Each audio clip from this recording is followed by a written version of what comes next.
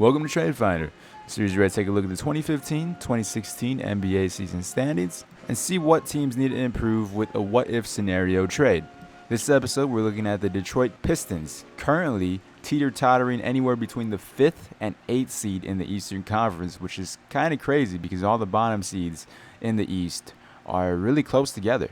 Now, the big question for the Detroit Pistons is, now that Brandon Jennings is back from his Achilles tear, do they trade him or do they keep him, or what's going on with the whole Brandon Jennings situation now that he doesn't have a job as a starting point guard for this franchise anymore? Like usual, I came up with 3 different types of trades, 2 revolving around Brandon Jennings, and number 1 being the most realistic trade, in my opinion, to keep Brandon Jennings because he's in an expiring contract and just let him walk in free agency. Either way, I know the Detroit Pistons fans that love my channel will show up on this video and give their input very strongly. I guarantee that. But the first trade here we have between the Detroit Pistons and the New York Knicks. The Detroit Pistons acquire Jose Calderon, Kevin Seraphin, and Jerian Grant, while the New York Knicks acquire Brandon Jennings, Aron Baynes, and Darren Hillard. So let's go straight into the Detroit Pistons' new look rotation and break down their side of the trade. By acquiring Kevin Seraphin, they get a backup to Andre Drummond, who is a 1-year expiring contract. I personally believe they kind of overpaid Aron Baynes. I mean, he does his job.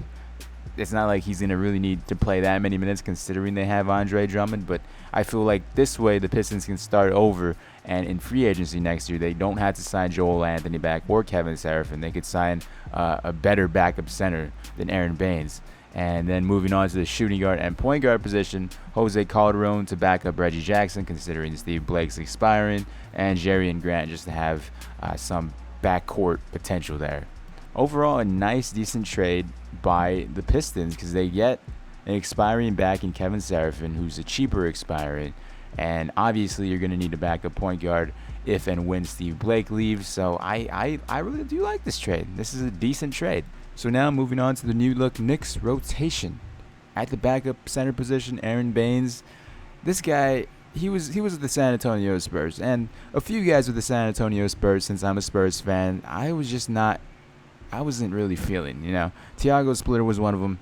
Aron Baynes was the other guy because he couldn't even do his job to back up Thiago all that great either. So just seeing him on another team to back up a better center than Thiago Splitter, it really worries me, but I feel like the Knicks need some defense, and he could bring that defense to this team. And moving on to the guard position, Darren Hillard to back up Aaron Aflalo and the other guard position, and Brandon Jennings to start at point guard for this New York Knicks team. And depending on whether or not Brandon Jennings can start anymore in the NBA is really a testament of time, and we're going to have to see. That's the first trade. Moving on to the second trade, which is a 3-team trade. Not a huge 3-team trade, but a 3-team trade nonetheless between the Detroit Pistons, Houston Rockets, and New York Knicks. The Pistons acquire Jose Calderon and Kevin Seraphin. The Houston Rockets acquire Brandon Jennings, and the Knicks acquire Ty Lawson. So looking at the Pistons rotation first, they have Kevin Seraphin to back up Aron Baynes to back up Andre Drummond. I really do like that. I don't know, like I said in the beginning, I don't trust Aron Baynes to be a great backup to an even better center than what Thiago Splitter was. So I feel like this adds a little bit more depth, along with acquiring Jose Calderon once again. While the Houston Rockets, on the other hand, get what they want. They get an expiring contract in Brandon Jennings, who can possibly start for this Houston Rockets team or come off the bench. Coming off the bench is probably Brandon Jennings' new role in the NBA, but like I said, we'll have to find out. And they lose the contract of Ty Lawson, which is also a good thing for the Rockets. Moving on to the New York Knicks, they get a starting point guard. I don't know. Time will tell, like I said. But it never hurts to give Ty Lawson a chance, because considering how well he did in Denver to the complete bottom of the earth in the Houston Rockets, it's, he's with familiar faces over there with Aaron Aflalo, Carmelo Anthony, so he might be able to pick it up. Who knows? We'll have to wait to find out if the Knicks do decide to trade for Ty Lawson or Brandon Jennings. Moving on to the last trade of this video, which I personally feel is the most realistic, and you guys probably won't even feel the same way because we have 2 different minds. But here's a trade between the Detroit Pistons and the Phoenix Suns. The Detroit Pistons acquire Markieff Morris, while the Phoenix Suns acquire Ersan Ilyasova. I'm only doing this because of the Morris situation. I feel like Markieff Morris and Marcus Morris make a good combination considering they're so familiar with each other and they just love playing with each other. Pause. But when the CBA rises in a couple of years, the Morris twins contracts won't look that bad considering I believe they're under contract for like 4 or 3 years. So their contracts are going to look pretty good.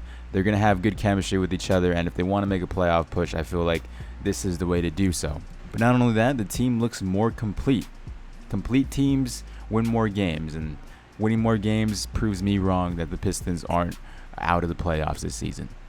Finally, the Phoenix Suns rotation with Ersan Ilyasova. They get a starting power forward in Ilyasova. Mirza Teletovic is an expiring contract, so if he walks, don't worry, they still got Ilyasova to be on that rebuilding team. Now, it's kind of crazy that the Suns are just like that, rebuilding when they plan to make the playoffs this season.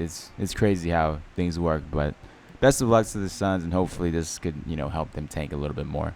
So with that said, those are my 3 trades for the Detroit Pistons. I personally enjoyed the trades. Let me know in the comment section below. Did you like them? Did you hate them? You probably hated them because, I'm covering the Detroit Pistons. And whenever I cover the Detroit Pistons, a fair amount of strong words come my way. But please put the YouTube trigger fingers away and, just let me know in the comment section below as well. What trades do you think would benefit this Detroit Pistons team in making a playoff push? I mean, they're in the playoffs right now. Best of luck to them. So with that said, I'll leave it at that. I'll talk to you guys later. Bye.